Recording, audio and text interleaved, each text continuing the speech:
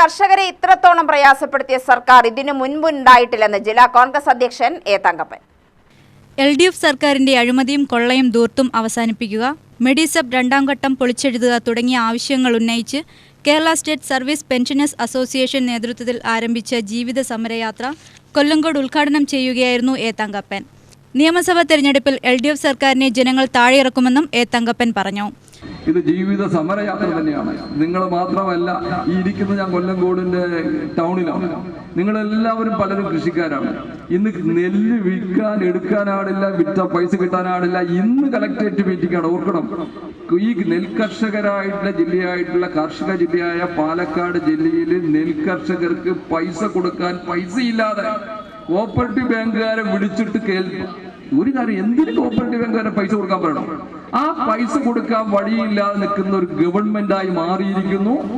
കാലാകാലം 65 വർഷത്തിലേറെ 1.5 ലക്ഷം കോടിയാണ് കടവെങ്കിൽ ഈ 10 വർഷം കൊണ്ട് 6 ലക്ഷം കോടി കടവാക്കിയ ഗവൺമെന്റ് ജീവനക്കാരെ വഞ്ചിച്ചു, പെൻഷനറെ വഞ്ചിച്ചു, കർഷകരെ വഞ്ചിച്ചു, കെട്ടിട നിർമ്മാണ വഞ്ചിച്ചു.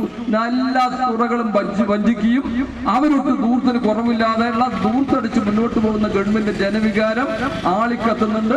അത് ഒരു സംശയം വേണ്ട. നിങ്ങൾ ഉൾപ്പെടെയുള്ള നിങ്ങളുടെ സമരത്തിന്റെ അവസാനിക്കുന്നത് വരുന്ന തെരഞ്ഞെടുപ്പ് 13-ാം തീയതിയാണ് അവസാനിക്കുന്നത്.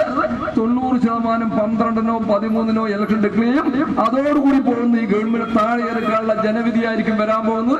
അത് ആക്കം കൂട്ടാൻ നിങ്ങൾ എല്ലാവരും മുന്നോട്ട് വരണമെന്ന് മാത്രം പറഞ്ഞുകൊണ്ട് ഈ ചടങ്ങ് ഉദ്ഘാടനം ചെയ്തു. നമസ്കാരം. അസോസിയേഷൻ നിയോജക മണ്ഡലം പ്രസിഡന്റ് കെ വിജയൻ അധ്യക്ഷനായി. സംസ്ഥാന വൈസ് പ്രസിഡന്റ് സി ബാലൻ, നിയോജക മണ്ഡലം secretary P Viswanathan, treasurer Gopalakrishnan, സംസ്ഥാന ഭാരവാഹികളായ VA Latheef, George, P Abraham, TM Kunjumoideen, T Vanaja, ES Radhamani എന്നിവർ പ്രസംഗിച്ചു. UTV news, Palakkad.